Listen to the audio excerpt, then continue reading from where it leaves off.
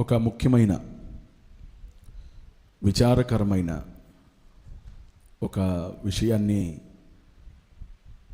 నేను చెప్పాలని అనుకుంటున్నాను. ఏమిటంటే, ఆల్రెడీ ఇప్పటికే మన తెలుగు రాష్ట్రాలు అలాగే దేశం ప్రపంచవ్యాప్తంగా ఈ విషయం వెళ్ళిపోయింది సోషల్ మీడియా ద్వారా. ఒక గొప్ప దైవజనుడు ప్రవీణ్ పగడాల అనే దైవజనుడు మొన్న రాత్రి యాక్సిడెంట్లో ఆయన చనిపోయాడు. రాజమండ్రి ఇటు విజయవాడ నుంచి వెళ్ళేటప్పుడు రాజమండ్రి చివర్లో ఆయన ఒక బుల్లెట్ మీద వెళుతూ ఏం జరిగిందో తెలియదు, మరి ఆయన అక్కడ చనిపోయి ఉన్నాడు. ఆయన ముఖం మీద దెబ్బలున్నాయి, ఈ మూతి ఇక్కడ పగిలిపోయింది, తలకు గాయాలు తగిలాయి, ముఖమంతా మరి గాయాలున్నాయి. ఆయన ఒక గొప్ప దైవజనుడు, బైబిల్ని సవివరంగా ప్రజలకు అర్థమయ్యే రీతిలో బోధించే దైవజనుడు. అంతేకాదు, యేసుక్రీస్తే నిజమైన దేవుడని, ఆ సత్యాన్ని తెలియనటువంటి వారికి, వ్యతిరేకించే వారికి ఇదే సత్యమని రూఢిగా ధైర్యంగా చెప్పగలిగిన దైవజనుడు. రక్షణ టీవీలో, రక్షణ ఛానల్లో డిబేట్లు ఎక్కువగా పాల్గొంటారు. అయితే ఆయన చాలా ప్రేమ కలిగినటువంటి దైవజనుడు, మంచివాడు. తనకిద్దరు పిల్లలు ఉన్నారంట. వారితో పాటు ఇంకా కొంతమంది పిల్లల్ని, అనాథ పిల్లల్ని పెంచుకుంటూ, వారి పిల్లలతో పాటు వాళ్ళని పోషిస్తూ, ఇంకా అనేకమైన సేవా కార్యక్రమాలు చేస్తూ ఒక మంచి పేరు సంపాదించుకున్న దైవజనుడు. ఈరోజు క్రైస్తవ సమాజం ఒక నమ్మకమైన మంచి దైవజనుడిని కోల్పోయింది. ఆయన దేవుని సేవ నిమిత్తమై ఆయా ప్రాంతాలు వెళ్ళి చక్కగా దేవుని యొక్క వాక్యాన్ని బోధిస్తున్న దైవ సేవకులు. అయితే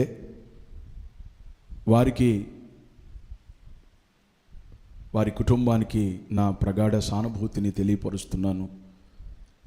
దేవుడు వారి కుటుంబాన్ని, వారి పిల్లల్ని, ప్రవీణ్ గారి యొక్క భార్య పిల్లల్ని దేవుడు ఆదరించి ఓదార్చి వారికి దేవుడు తోడుగా ఉండి వారిని దేవుడు నడిపించునుగాక. ఆమెన్, హల్లెలూయా. అయితే రాజమండ్రిలో ఎంతోమంది దైవ సేవకులు వచ్చారు. కొన్ని వేల మంది విశ్వాసులు కానీ, దైవ సేవకులు కానీ, ప్రముఖ దైవ సేవకులు వచ్చారు. ఆందోళన తెలియచేశారు. అయితే అది యాక్సిడెంట్ కాదు, మొత్తానికి ఇది ఏదో ముందుగానే ప్లాన్ చేసి దానికి సంబంధించిన కొన్ని ఆధారాలు మన సహోదరులు చూపిస్తున్నారు.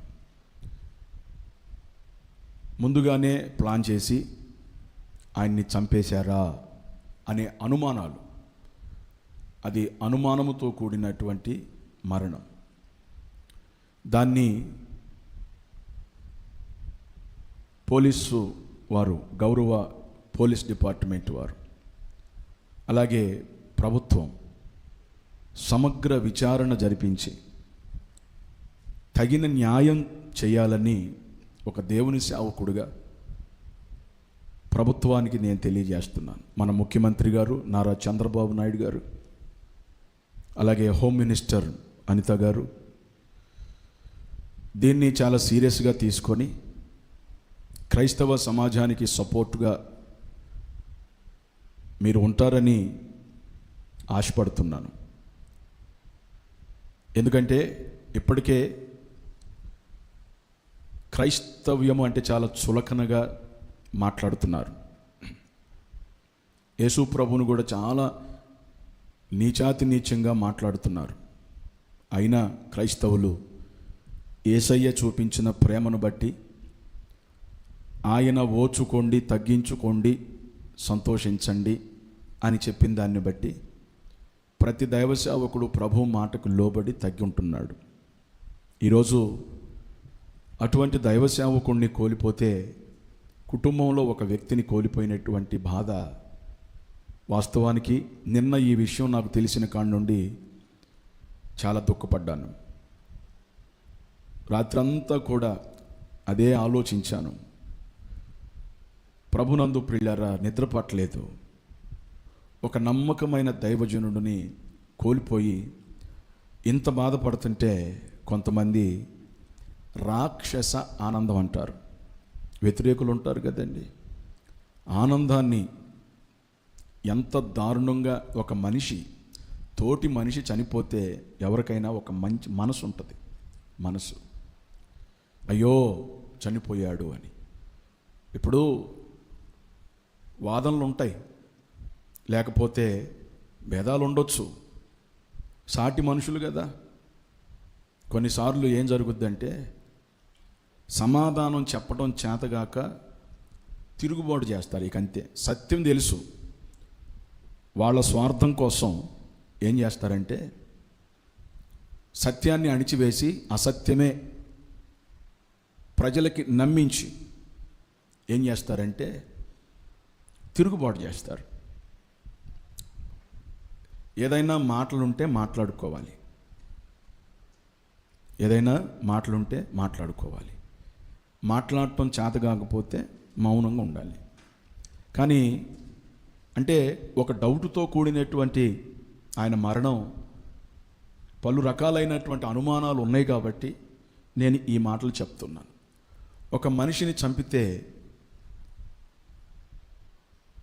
ఎంత ఆనందపడుతున్నారు. వాస్తవానికి ఉగ్రవాదులు అనే వాళ్ళకి జాలి, కనికిరము, బాధలు ఇవన్నీ ఉండవు వాళ్ళకి. మరి ఏం అన్యాయం చేశారు? ప్రజలకి సత్యమేంటో తెలియపరుస్తున్నారు. వారి మనుగడ సాగదేమో, వీళ్ళు చెప్పేది మనకు అన్నీ చెప్తున్నారు, వీళ్ళకి అన్నీ తెలుసు కాబట్టి మన మనుగడ సాగదు. కాబట్టి ఎట్టయినా వీళ్ళని ఏం చేయాలి? అణిచివేయాలి. మంచివాడు ఈ లోకంలో జాగ్రత్తగా బ్రతకాలి. చెడ్డోడు ఎట్టైనా బతుకుతాడు. మంచోడే చాలా జాగ్రత్తగా బ్రతకాలి. కాబట్టి ఇది కరెక్ట్ అయిన పద్ధతి కాదు. ఇంకోటి ఏంటంటే, ఎంతమందిని చంపుకుంటూ పోతారు? ఒక వ్యక్తిని చంపేశారు అనుకుందాం, అలా ఎంతమందిని చంపుతా పోతారు? ఒక వ్యక్తిని చంపితే అలాంటి వారు ఎంతోమంది దేవుడు లేపుతాడు. వారు ప్రభు కొరకు హతసాక్షులయ్యారు. వారు దేవుని దగ్గర సంతోషంగా ఉంటారు. ఈరోజు చంపినోడైనా చంపించినోడైనా, అసలు ఎవరైనప్పటికి కూడా, అంటే అనుమానం కదా మనం మాట్లాడుకుంటుంది. చంపినోడైనా చంపించినటువంటి వాడైనా ఎవడైనప్పుడు రేపు ఒకానొక రోజు వాడు కూడా చచ్చిపోవాల్సిందే. బతుకుతాడా? చెప్పండి, బతుకుతారా? ఎవ్వరు బతకరు కదా. కత్తి పట్టిన వాడు కత్తితోనే చచ్చిపోతాడు.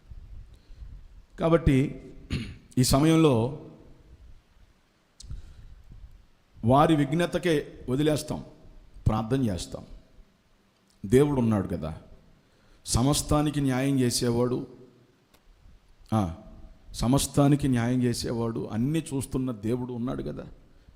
కాబట్టి ఈ విషయంలో ఈ పలు అనుమానాలు ఉన్నాయి. కాబట్టి ఇలాంటి ఈ మరణం విషయంలో, ప్రవీణ్ పగడాల గారి యొక్క మరణం విషయంలో పలు రకాలైన అనుమానాలు ఉన్నాయి. కాబట్టి దీన్ని నీరుగార్చే ప్రయత్నము పోలీస్ డిపార్ట్మెంట్ వారు కానీ, గౌరవ ముఖ్యమంత్రి గారు, హోంమంత్రి గారు, వీళ్ళందరూ కూడా అలాంటి నీరుగార్చే ప్రయత్నం ఒకవేళ చేస్తారేమో కాకుండా సహకరించాలని, సమగ్ర విచారణ జరిపించి క్షుణ్ణంగా వివరాన్ని తెలియపరచాలని ఒక దేవుని సేవకుడిగా నేను తెలియజేస్తూ ఉన్నాను.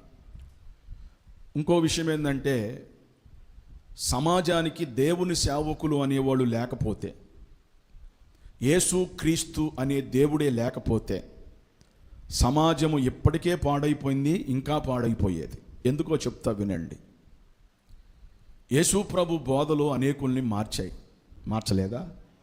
దొంగల్ని మార్చాయి, వ్యభిచారులను మార్చాయి, మాంత్రికులను మార్చాయి, నరహత్య చేసేవాడిని మార్చాయి, ఇంకా మోసగాళ్ళను మార్చాయి. యేసయ్య బోధ వలన మంచోళ్ళుగా మారారు, కానీ చెడ్డోళం అయ్యామన్నోళ్ళు ఎవడైనా ఉన్నాడా? తర్వాత సమాజంలో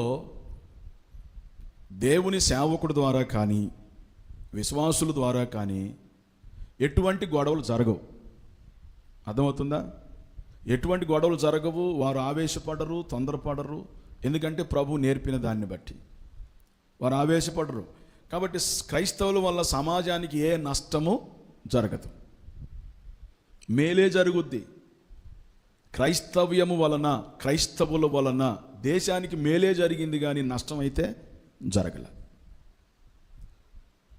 ఏది ఈరోజు క్రైస్తవ వ్యతిరేకులు వాళ్ళు ఏది మాట్లాడినా వాళ్ళ స్వార్థం కోసం మాట్లాడటమే, మనస్సాక్షిని చంపుకొని మాట్లాడటమే తప్ప వేరేదేమీ లేదు. ఇంకోటి చెప్పనా, నిజమైన దైవ సేవకుడు ఎవ్వడు కూడా దురలవాట్లు ఉండవు వాళ్ళకి. ఒకడంటాడు, కొంతమంది అంటే ఇప్పుడు పోస్ట్ మార్టం జరిగిందిగా, దాంట్లో రిపోర్ట్ వస్తుంది, అసలు ఎట్లా జరిగింది ఏంది అనేది రిపోర్ట్ వస్తుంది. ఎంత కక్షగా మాట్లాడుతున్నారో తెలుసా? మరి వాళ్ళకి జరిగిన అన్యాయం ఏంది? వాళ్ళకి జరిగిన అన్యాయం ఏంది? ఏమీ లేదు. ఆ పాస్టర్ గారు వాళ్ళని ఏమైనా అన్నాడా? లేకపోతే వాళ్ళకి ఏం పడదా? కాదు. కేవలము ఒక సత్యం అనేది బయటకు వచ్చినప్పుడు వారి మనుగడ సాగతం. ఎందుకంటే వాళ్ళు చెప్పేది కరెక్ట్గా ఉండదు కదా, ఇక ఎట్టగానే అణిచివేయాలి. ఇప్పుడు ఏ దైవ సేవకుడు కూడా మందు తాగడు, మందు తాగి డ్రైవింగ్ చెయ్యడు.